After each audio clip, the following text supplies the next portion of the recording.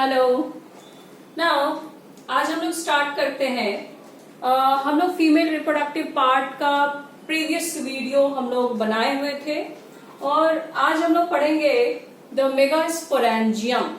और मेगास्पोरेंजियम क्या है? It is ovule. ठीक है, तो ये मैं बताई हुई थी कि जो ओव्यूल होता है, थोड़ा सा रिमाइंड कर ले इसको।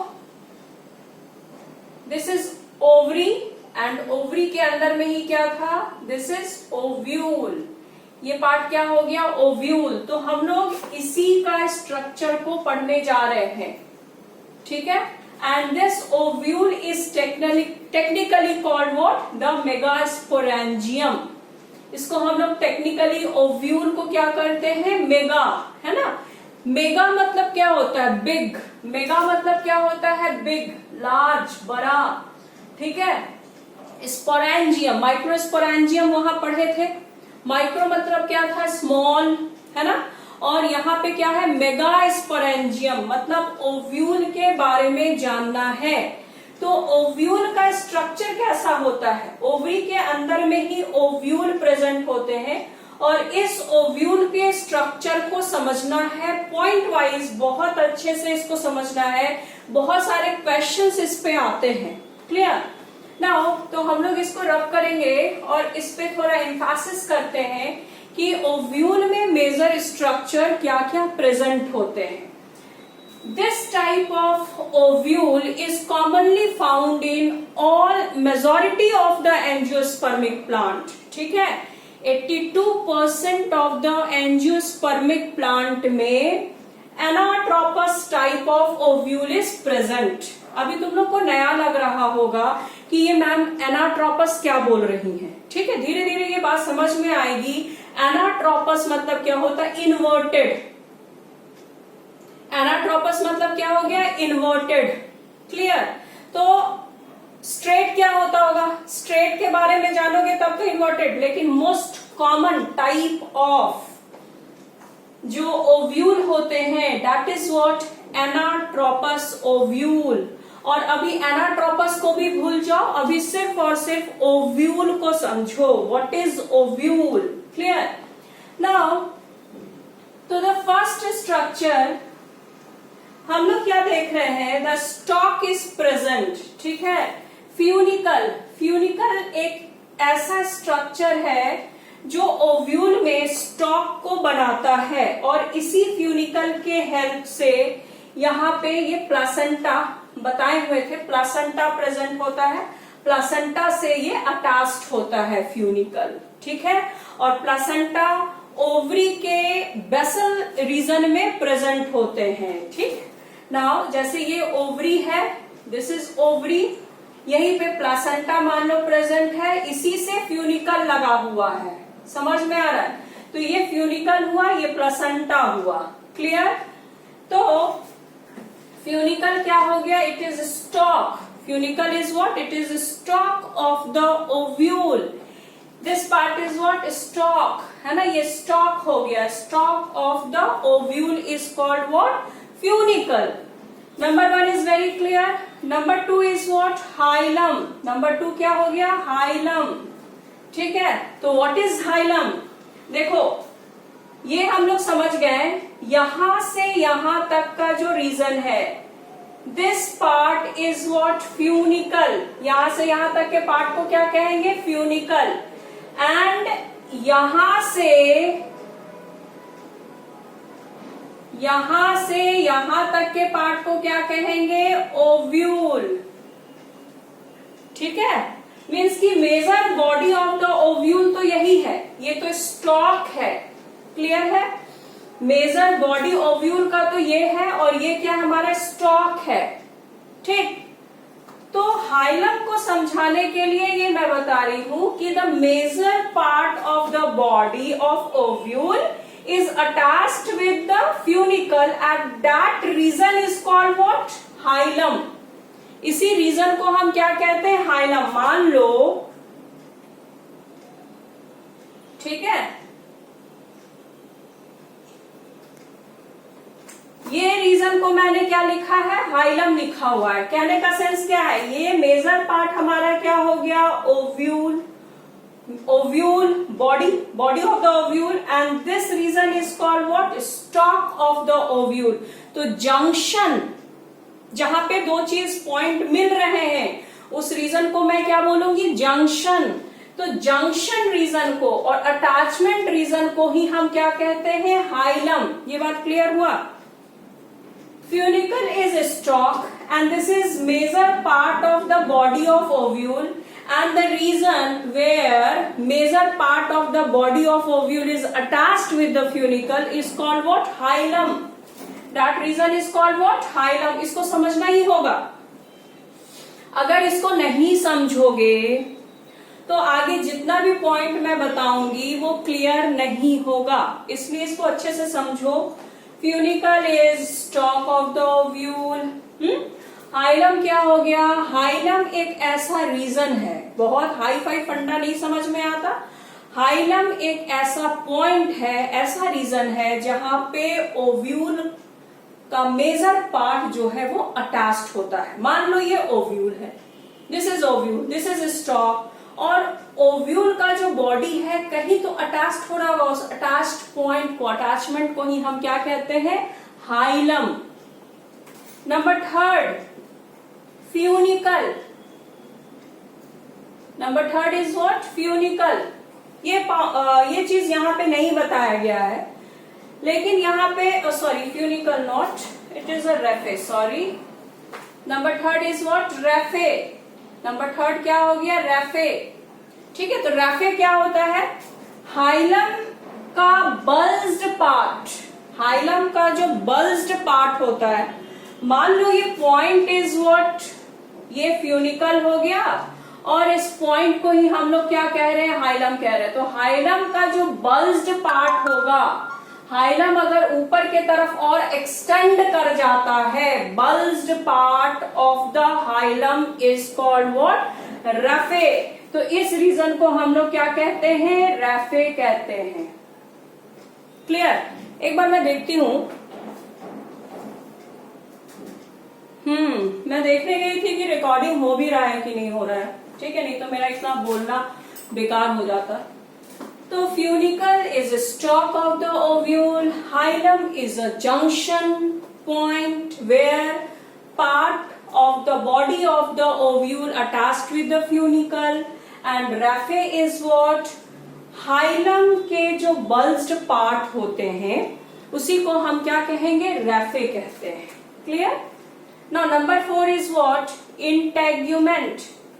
Number 4 is integument. ध्यान से सुनना इंटेग्यूमेंट के बारे में. Integument is what?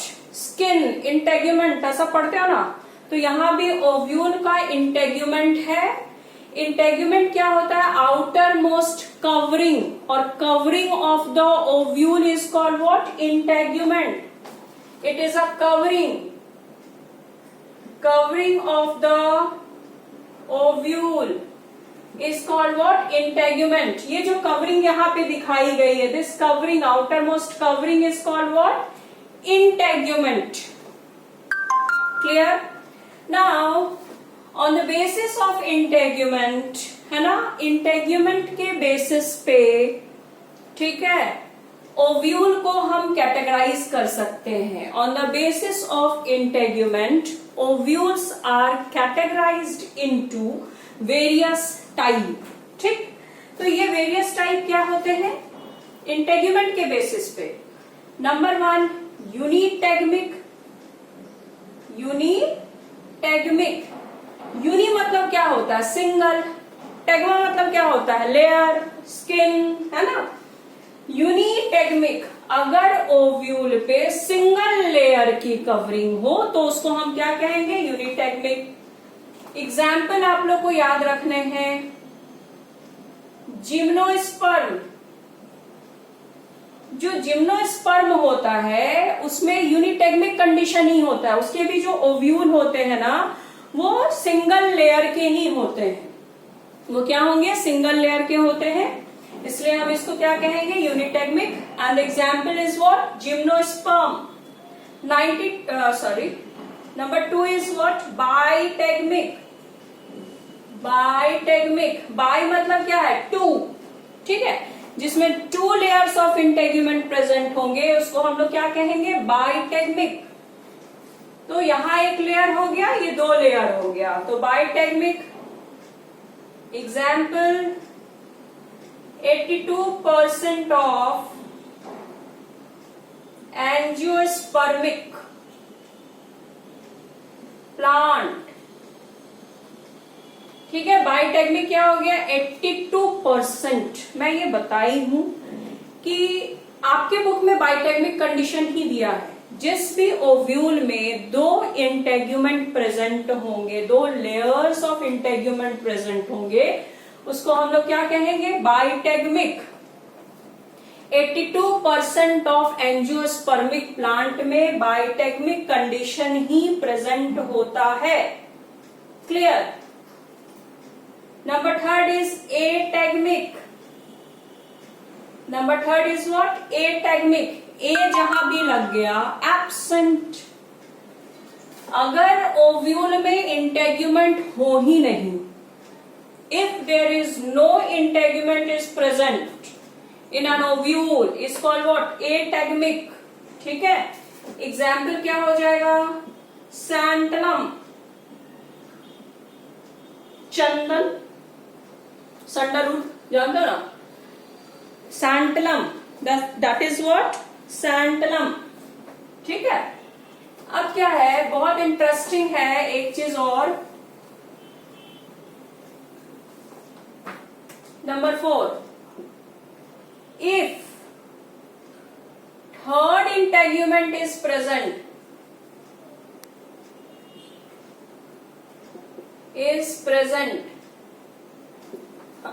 अभी तक तो सिंगल बाय नहीं है, इंटेग्यूमेंट पढ़े। अब क्या है यहाँ पे, अगर 3rd इंटेग्यूमेंट भी प्रेजेंट होगा तो उस बेसिस पे, अगर 3rd इंटेग्यूमेंट फ्लेशी है and if it is dry, then what we call, ध्यान से सुनो, ये निट के लिए हो जाता है, दिस इज फॉर निट, है ना, कॉम्पिटिटिव लेवल का हो गया। अगर 3rd इंटेग्यूमेंट फ्लेशी है तो हम लोग इसको एरिल कहेंगे, then we call what, aril. Clear, this is what, aril. And if the 3rd integument is dry, then it is called what, caruncle, then it is called caruncle। Clear. तो ये question बहुत पूछे जाते हैं, ध्यान से इसको समझना है। नाउ तो पूछेगा कि अगर आप इसको एरिल कह रहे हैं तो what is the example where the 3rd integument is present. The example of eril is लीची। हम लोग जो खाते हैं ना, लीची खाए हो ना, लीची जो ऊपर वाला जो फ्लैशी चीज हम लोग खाते हैं, फ्लैशी छिलका हटाते हो, फिर जो फ्लैशी मीठा होता है ना, वो जो खाते हैं हम लोग लीची का, that is actually इंटेग्यूमेंट, है ना, और वो 3rd इंटेग्यूमेंट होता है। लीची का एडिबल पार्ट इज एरिल, ये बात को समझ में आना चाहिए क्योंकि ये निट का क्वेश्चन है। एडिबल पार्ट मतलब क्या हुआ, खाने योग्य। ठीक है, लीची में जो खाने योग्य पार्ट होता है, that is what, aryl. 3rd integument को ही हम लोग खाते हैं। ठीक है, एंड द एग्जाम्पल, तो वो जो एरिल है फ्लैशी है। बोले ना कि इंटेग्यूमेंट तो मोस्टली बाइटेगमिक होता है, लेकिन अगर इंटेग्यूमेंट 3 प्रेजेंट है, 3 लेयर में प्रेजेंट है, तो सबसे अंदर वाले जो लेयर होंगे अगर वो फ्लैशी होंगे, then we call what, aril. And the example of aril is what, litchi. And if the 3rd integument is dry, then it is called what, caruncle. An example is what, example is castor. Example क्या हो गया, castor. बात clear हो गई। तो integument से related question अगर board में पढ़ना है तो इंटेग्यूमेंट सिर्फ आप लोग एक लाइन याद रख लेना, Integument is outermost covering of ovule and it is protective in nature. But अगर आपको कॉम्पिटिटिव लेवल का पढ़ना है तो आपको ये जानना होगा कि इंटेग्यूमेंट जो होते हैं वो यूनिटेगमिक भी हो सकते हैं. तो एग्जाम्पल हो जाएगा जिम्नोस्पर्म. अगर बाइटेगमिक है then it is what 82% of angiospermic plant में बाइटेगमिक मतलब 2 लेयर ऑफ इंटेग्यूमेंट प्रेजेंट होते हैं. एटेगमिक क्या हो गया? Without integument. सैंटलम एग्जाम्पल क्या हो गया? Santalum. And if third integument is present and the third integument is fleshy, then it is called aril, and the example of aril is what? Lychee. And if the third integument is dry, then it is called what? Caruncle. And the example of caruncle is what? Castor. तो edible part of aril is, है ना, लीची में जो edible part होता है that is what? Aryl. तो इतनी बात क्लियर हो गई होगी. नंबर 4 तक हम लोग पहुंच गए हैं. नाउ अब क्या बचा? Number 5 is micropyle. माइक्रोपाइल क्या है? Where integument is absent. यहाँ पे पूरा इंटेग्यूमेंट आप देख रहे हो, लेकिन यहाँ पे इस रीजन में हम लोग क्या देख रहे हैं? एब्सेंट है. बहुत अच्छा से आप लोग समझ सकते हो कि चना है ना, चना में जो छोटा सा पोर लाइक स्ट्रक्चर दिखता है दैट इज माइक्रोपाइल. वो क्या है? माइक्रोपाइल ही तो है. वहां पे इंटेग्यूमेंट क्या है? एब्सेंट होता है integument. The region where integument is absent is called what? Micropyle. That region is what? Micropyle. Clear? And number 6 is what? Chalaza. मैं जाने नहीं बोल रही, चलाजा, चले जाओ. No. Opposite to the micropyle is what? Chalaza. Micropyle जहां होगा उसके just opposite वाला reason is what? Chalaza. Micropyle के opposite वाला reason is what? Chalaza. समझ में आ गया? And number 7 is what? Nucellus. Nucellus. जितने भी रेड रीजन यहाँ पे बनाए गए हैं that is what? Nucellus. And nucellus is parenchymatous tissue. ये किस तरह का टिश्यू होता है? It is a parenchymatous tissue. समझ में आ रहा है? Micropyle is the reason where integument is absent. Number 6 is what? Chalaza. Opposite to the micropyle is chalaza. And number 7 is what? Nucellus. This reason surrounds the embryo sac. जो embryo sac के चारों तरफ present होता है, जितने भी red reason ये बनाए गए हैं that is what? Nucellus. It store food material. ये क्या स्टोर करता है? फूड मटेरियल को स्टोर करता है. पैरेन्काइमेटस टिश्यू का बना होता है. वेल नोन पैरेन्काइमेटस क्या होता है? थिन वॉल होते हैं. स्टोर फूड मटेरियल, फूड को स्टोर करता है. नाउ न्यूसेलस के बेसिस पे question. Nucellus, क्रासिन्यूसेलेट,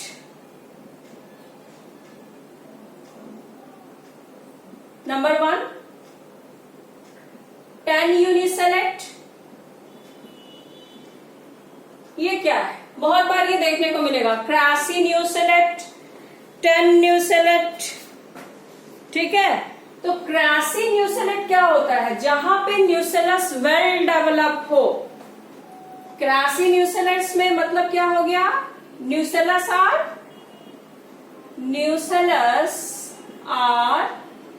well developed.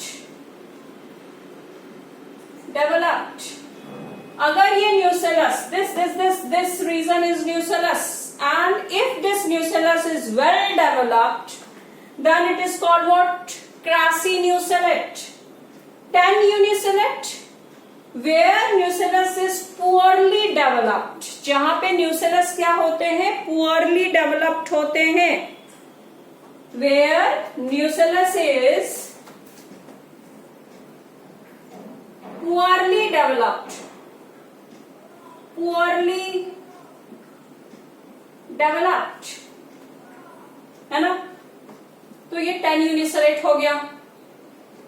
And next perisperm, ये तो आप लोग जानते हो, 11th में पढ़े हो, perisperm. What is perisperm? remains of nucellus, remains of nucellus present inside the seed, inside the seed is called what? Perisperm. Actually देखो हो क्या रहा है, न्यूसेलस का काम क्या होता है, जो बीच में ये एम्ब्रायो सैक हो उसको न्यूट्रिशन प्रोवाइड करना। तो अगर सीड पूरा डेवलप हो गया, सीड मेच्योर हो चुके, बन गए, और न्यूसेलस वहां पे रिमेन्स मतलब क्या हुआ, बच गया, एक लेयर के फॉर्म में बच गया है, पूरा कंज्यूम नहीं हुआ है, रिमेन्स ऑफ न्यूसेलस बच गए हैं वहां पे, then this structure is called what? Perisperm. उसी को हम क्या कहते हैं, पेरिस्पर्म कहते हैं। Number 7 and number 8 is what?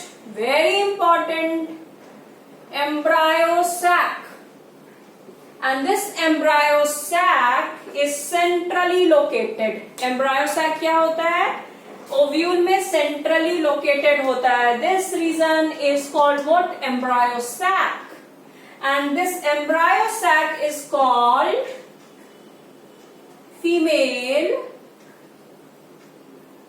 gametophyte। embryo sac is called what? female gametophyte। तो जहां फीमेल गैमेटोफाइट मैं बोल दी, मतलब यहां पे ही एग का फॉर्मेशन होना है, इसके अंदर में ही एग का फॉर्मेशन होगा। तो ये क्वेश्चन पूछता है कि फीमेल गैमेटोफाइट को रिप्रेजेंट करने वाला स्ट्रक्चर क्या है? Embryo sac. मेल गैमेटोफाइट को रिप्रेजेंट करने वाला स्ट्रक्चर क्या है? Pollen grain. ठीक है, क्योंकि वहां मेल गैमेट बनेंगे। बात समझ में आई? तो ये ओव्यूल का पूरा स्ट्रक्चर मैं बताई हूं, 1 मिनट में पूरा revision. The stalk of the ovule is called what? Funicle. The junction between the ovule and the stalk is called hilum. The bulge part of the hilum is called raphe. The outermost structure or layer is called integument. And on the basis of integument, ovule is categorized into various types. Unitegmic. If there is single layer, then it is called unitegmic. Example is gymnosperm. Bitegmic, if there is 2 layers of integument is present, then it is called bitegmic. Example is 82% of the angiospermic plant. And number 3 is ategmic, where integument is absent, that is santalum. And number 4 is what? If the third integument is present, and if it is fleshy, then it is called aril. And if it is dry, then it is called what? Caruncle. तो integument हो गया, protective nature का होता है। Number 5 is micropyle, where integument is absent. This region where integument is absent is called what? Micropyle. And number 6 is what? Chalaza. Opposite to the micropylar region is called chalaza. This region is chalaza. Number 7 is nucellus. This major part of the tissue which surrounds the female gametophyte, that is embryo sac, is called what? Nucellus. And nucellus is parenchymatous type. nucellus के जो tissue होते हैं कैसे होते हैं? parenchymatous type. And the main function of the parenchymatous tissue is what? It is store the food material. food material को store करेगा। And nucellus के basis पे crassy nucellate मतलब क्या हो गया? If the nucellus are well developed, किसी ovule में अगर वेल डेवलप्ड है तो क्रासी न्यूसेलेट हो गया। 10 यूनिसेलेट क्या हो गया? If there is poorly developed, perisperm क्या हो गया, remains of nucellus present inside the seed is called perisperm, and last one is embryo sac, that is the centrally located female gametophyte is called what, embryo sac. तो ये पूरा structure हमारा किसका हो गया, ओव्यूल का, ठीक है। आपके एनसीईआरटी बुक में पेज नंबर 25 में डी फिगर नंबर दिया हुआ है, फिगर नंबर डी को देखो। आप अपने एनसीईआरटी बुक को देख रहे हो, डी फिगर को देख रहे हो, इसको जस्ट ऐसे कर दो, है ना। सीधा अगर देखोगे बुक तो नहीं समझ में आएगा ये फिगर, इसको उल्टा देखना है। आप बुक ले लो और उल्टा कर दो, ऐसे ऐसे देखो, तो ये रीजन आपको क्लियरली दिखेगी, है ना, कि ऊपर वाला लेयर इंटेग्यूमेंट, ये माइक्रोपाइल हो गया, इसके अपोजिट रीजन चलाजा लिख रहा है, बीच में एम्ब्रायो सैक हो गया, ये स्टॉक बनाया, ये फ्यूनिकल हो गया, है ना। उल्टा कर देना, जस्ट बुक को उल्टा करके समझ लेना। एंड ये स्ट्रक्चर हमारा क्या हो गया, दिस इज एनाट्रोपस ओव्यूल, है ना। सीधा अगर ऐसे देखोगे तो कभी नहीं समझ में आने वाला है, इसको जस्ट बुक को लेना और ऐसे पलट देना, ठीक है। तो सारा चीज जो बताए हैं वो सारा चीज क्लियर हो जाएगा। तो बोर्ड पॉइंट ऑफ व्यू से तो ये बहुत ज्यादा हो गया, इसमें मैंने बहुत सारे चीज जो बताए हैं वो निट के बेसिस पे था, क्योंकि मेरा पढ़ाने का तरीका ही ऐसा होता है कि निट को लेकर मैं ज्यादा फोकस्ड रहती हूँ। एंड नंबर 2 पॉइंट, जो नेक्स्ट मेरा वीडियो होगा वो स्पेशली उनके लिए होगा जो एकदम से कॉम्पिटिटिव पॉइंट ऑफ व्यू से ही पढ़ रहे हैं। एक्चुअली टारगेट बैच वाले जो होते हैं उसमें मैं ये सब बताती हूँ कि टाइप्स ऑफ ओव्यूल कितने होते हैं, जो आप लोग के बोर्ड में ये नहीं पूछेगा, मुझे पता है, ठीक है। लेकिन टाइप्स ऑफ ओव्यूल ये पूछा जाता है, कॉम्पिटिटिव एग्जाम्स जितने भी होते हैं, +2 बेसिस पे जितने भी कॉम्पिटिटिव एग्जाम्स होते हैं बायोलॉजी स्ट्रीम से रिलेटेड, उसमें ये सारे क्वेश्चंस पूछे जाते हैं। इसलिए ये टॉपिक मैं पढ़ाऊंगी जरूर। नेक्स्ट वीडियो मेरा वही रहेगा, टाइप्स ऑफ ओव्यूल, ठीक है। तो अभी के लिए इतना रहने देती हूँ, ठीक है। आप लोग पढ़िए, ओके फिर, थैंक यू, बाय बाय।